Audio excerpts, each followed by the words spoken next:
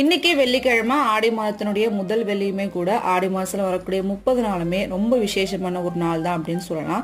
இன்னைக்கு முதல் வெள்ளி. ஸோ முதல்ல முழுமுதற் கடவுளான விநாயகருக்கு பொங்கல் வச்சுட்டு அதுக்கப்புறம் செவ்வாய் வெள்ளி அந்த நாட்களில் பார்த்தோன்னா மற்ற கோயில்களுக்கு எல்லாமே பொங்கல் வச்சுட்டு வருவாங்க.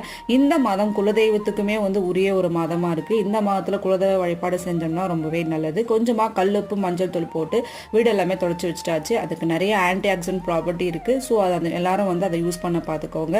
வாசப்படிக்கு மஞ்சள் கொஞ்சமா சந்தனம் பன்னீர் போட்டு கலக்கி வாசப்படிக்கும் சரி விளக்குக்கு வைக்கும் பொழுது ஒரு கோயிலுக்குள்ள நுழைந்த ஒரு வாசனை நம்மளுக்கு கொடுக்கும். என்னைக்குமே அடுப்பு வாசப்படி நம்ம யூஸ் பண்ற கிச்சன் இது எல்லாமே குங்கும மஞ்சள் வைக்கும் பொழுது நமக்கே ஒரு பாசிட்டிவ் வைப்ரேஷன்ஸை கொடுக்குற மாதிரி தான் இருக்கும். என்னைக்குமே உருளையை டெய்லி மாற்றி வச்சுட்டே இருங்க. நம்மளுக்கு ஒரு குட் வைப்ரேஷன்ஸை கொடுக்கும்.